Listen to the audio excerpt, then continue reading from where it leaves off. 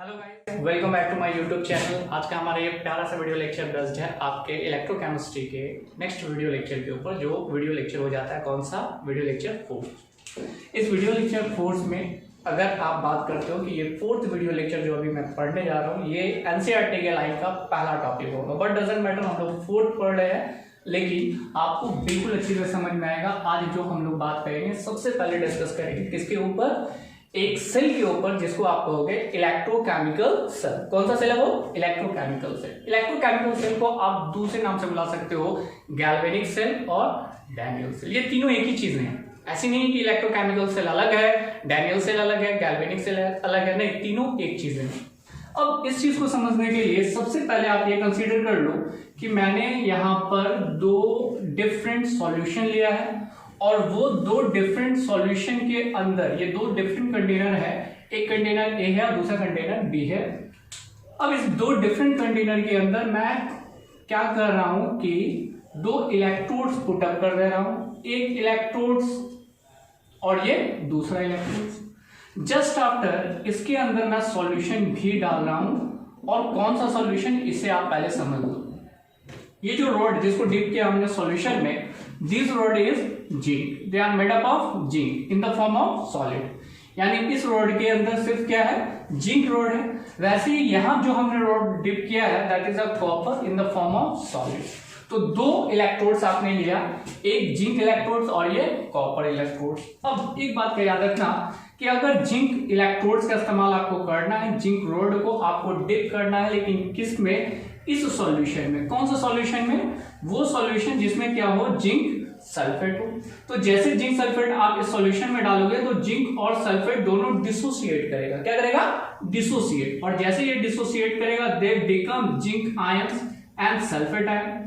तो ये दो फॉर्म में टूट रहा है, जिंक आयंस और सल्फेट आयन। तो मैं इसे जिंक सल्फेट कह दूं या फिर जिंक सॉल्यूशन कह दूं, मतलब जिंक किस फॉर्म में है, 2+, और मैंने कहा था ये कौन सा फॉर्म बनेगा, they are the aqueous form. अब देखना गाइस, जस्ट इसके बगल में आपको दिख रहा होगा कॉपर रॉड को आपने सॉल्यूशन में डाला, किस सॉल्यूशन में, कॉपर सल्फेट। ऑब्वियसली चाहे ये बात करें या फिर कॉपर आयंस पे बात करें। यहां पर जो अगला फंडा है वो फंडा ये है कि होगा क्या, ये दो डिफरेंट आपने इलेक्ट्रोड्स पुट अप किया, एक इलेक्ट्रोड्स जिसमें zinc rod, zinc ions, copper rod और कॉपर आयंस आप डाल चुके हो। अब देखना ये प्रोसेस तब स्टार्ट होगा जब दोनों को क्या कर दोगे, आप कनेक्ट कर दोगे थ्रू अ वायर, तब ये प्रोसेस स्टार्ट होगा जो मैं करने जा रहा हूं। उससे पहले अगर मैंने ये वायर को कनेक्ट नहीं किया the process can not be take place. इसलिए पहले आप दोनों को कनेक्ट कर दोगे वायर से, अब ये प्रोसेस स्टार्ट होगा। प्रोसेस में क्या होगा, ध्यान से समझना, ये जिंक आयंस है और ये जिंक है। सबसे पहले आप देख लो ये जिंक किस फॉर्म में है, सॉलिड के फॉर्म में, मतलब जिंक के पास ऑलरेडी इलेक्ट्रॉन है। अब क्या होगा कि ये जिंक आयंस में कन्वर्ट होगा, कैसे, when they can loss their 2 electron. जब ये अपने इस 2 इलेक्ट्रॉन को लॉस कर देगा तो जिंक किसमें कन्वर्ट हो जाएगा, जिंक आयंस में। जस्ट आफ्टर ये जो 2 इलेक्ट्रॉन लॉस किया, कौन लॉस किया, जिंक था कहां, ये जो रोड मैंने बनाया है, इस रोड को पहले आप कंसीडर कर लो कि ये जिंक है और किसका रोड है, जिंक का, और उसके आसपास सॉल्यूशन जिंक आयन सॉल्यूशन है। लेकिन जैसे ये जिंक अपना 2 इलेक्ट्रॉन लॉस कर देगा दे बिकम जिंक आयंस। आपको क्या नजर आएगा, ये नजर आएगा कि ये जिंक रॉड जो है जैसे जैसे जिंक आयंस में कन्वर्ट हो जाएगा ये डिसोसिएट करना स्टार्ट होगा, और यहां पे जो इलेक्ट्रॉन है उसका फ्लो डायरेक्शन ये हो जाएगा, जिंक से कहां चला जाएगा, कॉपर की तरफ। कौन, इलेक्ट्रॉन। हम जस्ट देख भी पा रहे हो कि जिंक और जिंक आयंस में जो कन्वर्जन है इसमें लॉस है कितने इलेक्ट्रॉन का, 2 इलेक्ट्रॉन का, और वो 2 इलेक्ट्रॉन इस कनेक्शन से यहां पहुंचेगा। अभी तो थोड़ी देर पहले मैंने कहा था दोस्त कि ये प्रोसेस तब होगा जब ये दोनों कनेक्ट रहेगा, लेकिन देखो मैंने तोड़ दिया तो ये प्रोसेस होगा नहीं होगा। क्यों? क्योंकि फ्लो ऑफ इलेक्ट्रॉन क्या हो जाएगा, बंद हो जाएगा और ये रिएक्शन स्टॉप हो जाएगा। ऐसा कराने के लिए कि इसको कंटिन्यू हम लोग मेंटेन रहे, आप वायर से कनेक्ट कर दोगे। जिंक आयंस में कन्वर्ट हो रहा, 2 इलेक्ट्रॉन लॉस हो रहा, जस्ट आप आ जाओ कॉपर में। लेकिन यहाँ पे जस्ट आफ्टर ये होगा कि कॉपर आयंस 2 इलेक्ट्रॉन गेन करके बन जाएगा क्या, कॉपर किस फॉर्म में, सॉलिड के फॉर्म में। कैसे, आप यहां देख लो, this one is a Cu2+, they can gain 2 electron and become a copper solid. तो यहां पे क्या नजर आएगा, ये डिसोसिएशन में नजर आएगा और यहां एसोसिएशन में कॉपर जुड़ता चला जाएगा। आगे ये जो रिएक्शन आपको दिख रहा जिंक जिंक आयंस में कन्वर्ट हो, ऑब्वियसली यहाँ ऑक्सीडेशन नंबर 0 होगा, यहाँ ऑक्सीडेशन नंबर क्या होगा +2। ये तो जानते हो आप निकालने के लिए, सिर्फ पिछले वाले वीडियो लेक्चर में बहुत अच्छी तरीके से आपने पढ़ा है कि 0 से +2 हो रहा, तो ये कौन सा रिएक्शन होगा, obviously this is the oxidation. लेकिन गाइस मैं इसे ऑक्सीडेशन के साथ साथ एक और लाइन बताऊंगा कि this is also called oxidation half reaction. सवाल उठता है सर क्यों इसे आप ऑक्सीडेशन हाफ रिएक्शन बुला रहे हो। गाइस इस ऑक्सीडेशन को आप बिल्कुल अच्छी तरीके से जानते हो, because of increment of oxidation number. Oxidation number यहां बढ़ रहा है इसलिए ऑक्सीडेशन हुआ। अब बात रही हाफ रिएक्शन की, वो रिएक्शन जिसमें आप इलेक्ट्रॉन को मेंशन करते हो वो कहलाता है हाफ रिएक्शन। तो ये ऑक्सीडेशन कौन सा रिएक्शन, हाफ रिएक्शन। क्यों, क्योंकि इसमें इलेक्ट्रॉन हमने मेंशन किया है। अगर मैं इलेक्ट्रॉन मेंशन नहीं करता तो ये ऑक्सीडेशन ही होता, हाफ रिएक्शन नहीं होता। लेकिन इलेक्ट्रॉन मेंशन है इसलिए क्या कहलाएगा, ऑक्सीडेशन हाफ रिएक्शन। जस्ट वही चीज आप यहां देखोगे कॉपर वाले केस में, तो कॉपर क्या कर रहा है, कॉपर 2 इलेक्ट्रॉन गेन कर रहा है, कॉपर सॉलिड में कन्वर्ट हो जा रहा है, मतलब दिस इज द रिडक्शन। लेकिन रिडक्शन का कौन सा, वही this is called half reaction. तो गाइस यहाँ दोनों चीजें चल रही है, ऑक्सीडेशन हाफ रिएक्शन हो रहा और रिडक्शन हाफ रिएक्शन। इसे मैं लिखूंगा OHR और इसे क्या लिखूंगा RHR। आपको समझ में आ गया ऑक्सीडेशन हाफ रिएक्शन किसे कहोगे और रिडक्शन हाफ रिएक्शन किसे कहोगे। फ्लो ऑफ इलेक्ट्रॉन हो रहा जिंक से कॉपर की तरफ। अब एक चीज आप बताओ हमें कि फ्लो ऑफ इलेक्ट्रॉन अगर जिंक से कॉपर है तो करंट का फ्लो डायरेक्शन क्या होगा, जस्ट उसके अपोजिट। जिधर इलेक्ट्रॉन फ्लो करेगा उसके अपोजिट डायरेक्शन में कौन फ्लो करेगा गाइस, करंट। तो करंट का फ्लो जो हो रहा है वो कॉपर से जिंक की तरफ हो रहा है, किसका फ्लो, करंट का। दूसरी चीज एक बात और समझना, एनसीईआरटी में हमेशा बच्चा इस बात पे कंफ्यूज हो जाता है, खासकर इलेक्ट्रोकेमिस्ट्री को लेकर के, और ये कंफ्यूजन आपको सबसे पहले दूर करना। वो कंफ्यूजन क्या है, ध्यान देना। इलेक्ट्रॉन के फ्लो में अगर मैं बात करूं तो इलेक्ट्रॉन का फ्लो नेगेटिव टू पॉजिटिव होता है, मतलब ये इलेक्ट्रोड्स कौन सा चार्ज होगा, नेगेटिव, और ये इलेक्ट्रोड्स कौन सा चार्ज होगा, पॉजिटिव। या फिर मैं कहूं करंट का फ्लो डायरेक्शन किधर होता है तो पॉजिटिव टू नेगेटिव। ये कहानी खत्म। अब आ जाओ दूसरी चीज पे कि जिंक को ये नेगेटिव देखकर बच्चे लोग क्या बता देते हैं कि सर ये कैथोड है एंड ये क्या हो जाएगा, एनोड हो जाएगा। लेकिन मैं कह देता हूं कि ये गलत है। ये कैसे गलत हुआ, ये पॉजिटिव नेगेटिव आपको इस बेसिस पे नहीं देख करके डालना है कि सर यहाँ पॉजिटिव चार्ज इसलिए एनोड हुआ और ये नेगेटिव चार्ज इसलिए कैथोड हुआ। यहाँ पे एक फंडा आपको याद रखना, वो ये है कि ऑक्सीडेशन जहां भी होगा, जिस इलेक्ट्रोड्स पे होगा, ऑलवेज वो एनोड होगा, चाहे उस पर पॉजिटिव चार्ज लगे या नेगेटिव चार्ज लगे। फिर से याद रखना, ऑक्सीडेशन जहां होगा जिस इलेक्ट्रोड्स पे, वो कौन सा चार्ज होगा, चार्ज से कोई लेना देना नहीं है, चाहे वो पॉजिटिव हो या नेगेटिव हो, this act as a anode. वैसे ही रिडक्शन में आपको याद रखना है कि रिडक्शन जहां भी होता है वो हमारा किसका काम करेगा, कैथोड का। अब सवाल उठा कि यहाँ पे एनोड कौन, वो जिंक यहाँ पे किसका काम करेगा, एनोड का, और कॉपर किसका, कैथोड का। अगर बात समझ में आ गई तो मैं एक बार फिर से समझाऊं, जिंक जिंक आयंस में कन्वर्ट हो रहा, 2 इलेक्ट्रॉन निकालना, ये इलेक्ट्रॉन का फ्लो डायरेक्शन क्या होगा, जिंक टू कॉपर, ये 2 इलेक्ट्रॉन एक्सेप्ट कर रहा कॉपर, ये रिएक्शन कंप्लीट। अब इस रिएक्शन में जो फ्लो डायरेक्शन इलेक्ट्रॉन का है उसे आप देखो, जिंक से कॉपर की तरफ हो रहा, तो इलेक्ट्रॉन का flow direction always negative to positive होता है, और जिधर इलेक्ट्रॉन फ्लो करता है उसके अपोजिट डायरेक्शन में करंट फ्लो करता है। अब दूसरी बात क्या जो इस फ्लो डायरेक्शन में मैंने पॉजिटिव नेगेटिव डिसाइड कर दिया, लेकिन एनोड और कैथोड जो डिसाइड करेंगे वो इस बात पे डिसाइड करेंगे कि the oxidation can take place, that is called anode, and reduction can take place, that is called cathode. तो यहाँ इस इलेक्ट्रोड्स पे हो रहा reduction, that's why it is called cathode, और इस रिएक्शन पे हो रहा oxidation, that's why it is called anode. तो यहाँ तो बात हुई एनोड और कैथोड की, फ्लो ऑफ इलेक्ट्रॉन की, किसके बारे में, गैल्वेनिक सेल के बारे में। लेकिन गाइस इस गैल्वेनिक सेल को अभी हमें और कंप्लीट करना है, और इस कंप्लीट करने से पहले मैं इसे कनेक्ट करूंगा एक सीरीज के लिए, ताकि ये रिएक्शन कंटिन्यू होता रहे। तो सर ये कंटिन्यू नहीं होगा, बिल्कुल ये कंटिन्यू नहीं हो सकता है, क्योंकि यहां पर आप देखोगे कि 1m कंसंट्रेशन था और यहां पर भी 1m कंसंट्रेशन था, लेकिन जैसे रिएक्शन होगा ये कंसंट्रेशन चेंज होना स्टार्ट हो जाएगा। कैसे चेंज होगा, अब ध्यान दो, इसके डिसोसिएशन से पहले यानी जिंक आयंस के टूटने से पहले यहां पर जिंक आयंस था और कंसंट्रेशन था 1m, अब डिसोसिएट हुआ, जिंक आयंस एक बार डिसोसिएट हुआ, एक जिंक आयंस बढ़ा, फिर डिसोसिएशन हुआ, फिर बार बार होता रहा और जिंक आयंस बहुत सारा बन गया।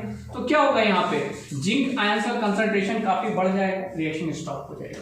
और एक दूसरे केस में आप आते हो, यहाँ देखो, यहाँ कॉपर आयंस है, कितना कंसंट्रेशन है 1m, लेकिन कॉपर आयंस जैसे 2 इलेक्ट्रॉन गेन करके कॉपर में चेंज हो रहा, तो सारा कॉपर आयंस यहाँ एसोसिएट करते चला जाएगा, सॉलिड के फॉर्म में बनते चला जाएगा। तो यहाँ पे कंसंट्रेशन क्या हो जाएगा, घट जाएगा।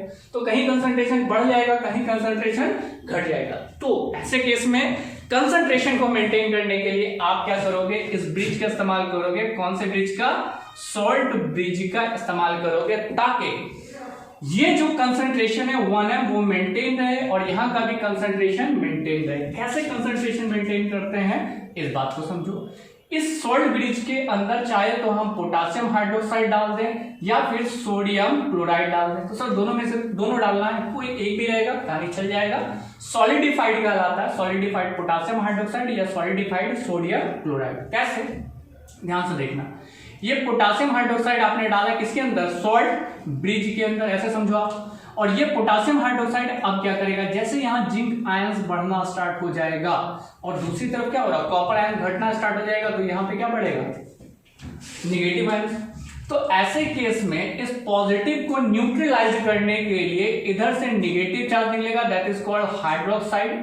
2 हाइड्रोक्साइड निकालेंगे तो इसको न्यूट्रलाइज कर देगा, कंसंट्रेशन मेंटेन। लेकिन वही दूसरे केस में अगर देखोगे तो यहां पर कौन निकलेगा, K+ निकलेगा और K+ रिएक्शन नहीं करेगा बल्कि उसको क्या करेगा, न्यूट्रलाइज करेगा। मतलब ये सॉल्यूशन भी न्यूट्रलाइज हो जाएगा और ये सॉल्यूशन भी न्यूट्रलाइज हो जाएगा। किसकी वजह से, सॉल्ट ब्रिज की वजह से। ये सॉल्ट ब्रिज दोनों सॉल्यूशन के कंसंट्रेशन को मेंटेन करके रखता है और जब तक कंसंट्रेशन 1m रहेगा, रिएक्शन जो है वो कंटिन्यू आपका होता रहेगा और ये इलेक्ट्रोलाइसिस प्रोसेस चलता रहेगा। इसी को हाँ, तो गाइस अब हम लोग डिस्कस करने जा रहे हैं गैल्वेनिक सेल के ऊपर। यहाँ पे आप देखोगे 2 इलेक्ट्रोड्स है, जिंक और कॉपर। ये जो जिंक इलेक्ट्रोड्स है, यानी जिंक को जिंक सल्फेट सॉल्यूशन में डाला गया है और जिंक सल्फेट में जिंक आयंस के फॉर्म में मौजूद है। वही दूसरी तरफ कैथोड, जिसमें कॉपर इलेक्ट्रोड्स को कॉपर आयन सॉल्यूशन में डाला गया है। इस दोनों सॉल्यूशन को कनेक्ट किया गया है एक ब्रिज से, जिसे आप कहोगे सॉल्ट ब्रिज, और ये सॉल्ट ब्रिज के अंदर सॉलिडिफाइड सोडियम क्लोराइड है। ये दोनों सॉल्यूशन में फ्लो ऑफ इलेक्ट्रॉन होगा इलेक्ट्रोड्स के माध्यम से, और ये जो फ्लो ऑफ इलेक्ट्रॉन होगा तो उसी के अपोजिट डायरेक्शन में करंट का फ्लो होगा, यानी अपोजिट डायरेक्शन। आप इस सॉल्यूशन में देखोगे कि जिंक जो सॉलिड के फॉर्म में है वो 2 इलेक्ट्रॉन लॉस करके जिंक आयंस में कन्वर्ट हो रहा, और ये 2 इलेक्ट्रॉन जिंक इलेक्ट्रोड से कॉपर इलेक्ट्रोड्स की तरफ फ्लो होगा। और जैसे ये 2 इलेक्ट्रॉन कॉपर में पहुंचेगा, ये कॉपर 2 इलेक्ट्रॉन गेन करके कॉपर सॉलिड के फॉर्म में बन जाएगा। ये flow of electron zinc to copper होता रहेगा और करंट का flow copper to zinc continue होता रहेगा। वही सॉल्ट ब्रिज जो है वो इलेक्ट्रिकल न्यूट्रलिटी को मेंटेन करेगा, क्योंकि अभी आप देखोगे कॉपर का डिपोजिशन हो रहा है तो इसमें नेगेटिव आयंस बढ़ रहे हैं और इस नेगेटिव आयंस को कंट्रोल करने के लिए पोटासियम आयंस निकल रहा ताकि इलेक्ट्रिकल न्यूट्रलिटी मेंटेन हो सके। वही दूसरी तरफ जिंक आयंस बढ़ रहा, जिंक आयंस बढ़ने की वजह से यहाँ पे क्लोरीन आयन निकलेगा। ये इसके साथ रिएक्ट नहीं करेगा, लेकिन कहीं ना कहीं इसकी इलेक्ट्रिकल न्यूट्रलिटी का, कौन सा सेल, गैल्वेनिक सेल या फिर इलेक्ट्रोकेमिकल सेल। डिफिनीशन जो इलेक्ट्रोकेमिस्ट्री का हमारा तैयार होता है, हमने स्टार्टिंग में नहीं पढ़ाया तो बीच में सर पढ़ा दें, जब जरूरत होगी तब पढ़ा देंगे। ये है इलेक्ट्रोकेमिकल सेल। और इलेक्ट्रोकेमिकल, केमिकल का मतलब समझ में आ रहा है, यहाँ जिंक है, यहाँ कॉपर है, दैट इज अ केमिकल। और इलेक्ट्रो मतलब यानी इस केमिकल के अंदर जो एनर्जी थी केमिकल के फॉर्म में, उस केमिकल एनर्जी को आपने बाहर निकाल दिया। किस फॉर्म में, करंट के फॉर्म में, मतलब that is electrochemical cell नाम दिया गया। और इसी इलेक्ट्रोकेमिकल सेल बेसिस पे इसमें चैप्टर का नाम पड़ गया क्या, कौन सा चैप्टर हो गया, इलेक्ट्रोकेमिस्ट्री। यानी केमिस्ट्री में जो एनर्जी है उसको आप किस में चेंज कर दे रहे हो, इलेक्ट्रिसिटी में चेंज कर रहे हो। That's why it is called electrochemistry and this cell is called electrochemical cell. तो इलेक्ट्रोकेमिकल सेल क्या है? तो इलेक्ट्रोकेमिकल सेल एक डिवाइस है जिसमें केमिकल एनर्जी को आप कन्वर्ट कर देते हो किसमें? इलेक्ट्रिकल एनर्जी में। और ये प्रोसेस अगर आप समझ गए तो एनसीईआरटी का एक क्वेश्चन आज आप सॉल्व करोगे बहुत इजी वे में, मैं आपको यकीन दिलाता हूं। कैसे? वो क्वेश्चन क्या है पहले आप इसका स्क्रीनशॉट ले लो, मैं आ रहा हूं क्वेश्चन पे। हाँ तो गाइस एनसीईआरटी का ये प्यारा सा एक क्वेश्चन आपके लिए है और वो क्वेश्चन है एक्सरसाइज 3.3। क्वेश्चन क्या कहता है? Depict the galvanic cell in which the reaction. अभी जो हमने गैल्वेनिक सेल बनाया था वो गैल्वेनिक सेल में क्या हमने इलेक्ट्रोड का इस्तेमाल किया था? जिंक का और कॉपर का। लेकिन यहाँ पे इलेक्ट्रोड्स में जो रिएक्शन दिया गया है वो दे रहा है जिंक का और सिल्वर का इलेक्ट्रोड्स का। अब यहाँ पे कहता है which of the electrode is negative charge. इनमें से कौन सा इलेक्ट्रोड है जो कौन सा चार्ज होगा? नेगेटिव चार्ज, जिंक इलेक्ट्रोड या सिल्वर इलेक्ट्रोड। दूसरा, द फ्लो ऑफ करंट, कहां से कहां करंट का फ्लो हो रहा है? जिंक टू कॉपर या copper to zinc. Individual reaction of each electrodes, यानी दोनों का इंडिविजुअल रिएक्शन बनाना। पहले आप ये समझ लो यहाँ पे दो इलेक्ट्रोड्स का इस्तेमाल हो रहा है, एक जिंक का और एक सिल्वर का। तो पहले मैं गैल्वेनिक सेल को पुट अप कर देता हूँ। आंसर आप खुद बताओगे कि क्या आंसर आएगा, ठीक है। मैं पहले यहाँ पे दो इलेक्ट्रोड्स इस्तेमाल कर लेता हूँ और गाइस वो दो इलेक्ट्रोड्स आपका कौन कौन सा है? पहला इलेक्ट्रोड बोला जाए तो सर पहला इलेक्ट्रोड जिंक है, चलो ठीक है, पहला या दूसरा जो भी है ये जिंक है। और दूसरा इलेक्ट्रोड किसका हमने लिया? सिल्वर का। ऑब्वियसली यहाँ पे कौन सा सॉल्यूशन डालेंगे? जिंक का नहीं, सिल्वर इलेक्ट्रोड्स है तो यहाँ पे क्या आना चाहिए? Ag+। दूसरे केस में आ जाओ, यहाँ पे गाइस जिंक है तो यहाँ पे कौन सा सॉल्यूशन आना चाहिए? जिंक आयंस का सॉल्यूशन होना चाहिए। ये क्लियर है? दोनों को आप सीरीज से कनेक्ट करोगे, रिएक्शन होना स्टार्ट होगा। रिएक्शन में क्या होना स्टार्ट होगा कि जिंक जिंक आयंस में टूटेगा, Zn सॉलिड से किसमें चेंज हो जाएगा? Zn2+ किसमें? एक्वस में, प्लस ये दो इलेक्ट्रॉन लॉस करेगा। ये इंडिविजुअल रिएक्शन मेरा लिखा भी रहा।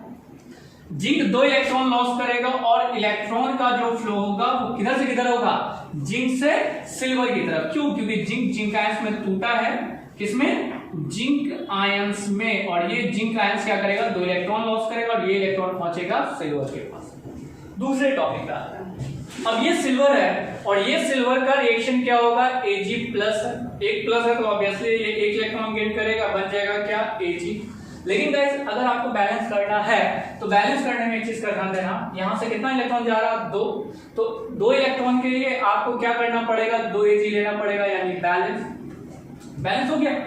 ये 2 इलेक्ट्रॉन यहां से दे रहा है और ये 2 इलेक्ट्रॉन ले रहा है, लेकिन 2 इलेक्ट्रॉन के लिए एक सिल्वर एक इलेक्ट्रॉन को गेन कर सकता है, तो 2 सिल्वर चाहिए तो 2 Ag डिपॉजिट होगा। Reaction complete. देखा जाए तो मैंने थर्ड वाली चीज को पहले बता दिया। सर ऑलवेज आप पीछे वाली चीज को पहले बताते हैं, क्या करें? पहले यही चीज आ गया, इसलिए आंसर पहले इसी का आ गया हमारे पास। अगला क्वेश्चन कहता है which of the electrode is negative charge. कौन सा इलेक्ट्रोड नेगेटिव चार्ज होगा? इलेक्ट्रोड के बारे में मैंने कहा था कि इलेक्ट्रॉन का फ्लो डायरेक्शन किधर होगा? Negative to positive. तो सर रटना पड़ेगा, रटना नहीं। इलेक्ट्रॉन बोलो कौन सा चार्ज है? Negative charge. ऑब्वियसली वो किधर फ्लो करेगा? पॉजिटिव। और उसके अपोजिट डायरेक्शन क्या हो जाएगा? नेगेटिव। तो जिंक कौन सा चार्ज? नेगेटिव। और ये फ्लो होगा सिल्वर की तरफ। आपका पहला सवाल का जवाब हो गया। क्या कह रहा? Which of the electrode is negative charge. बोलो कौन सा इलेक्ट्रोड नेगेटिव चार्ज होगा? तो जवाब है जिंक इलेक्ट्रोड नेगेटिव चार्ज होगा। पहला का आंसर कंप्लीट। सर बचा कहां? दूसरा क्वेश्चन, और इसका आंसर भी आप बता दो। इसका आंसर बताए ना, एक और बता दो। आंसर क्वेश्चन है the carries of current in the cell. जवाब क्या है?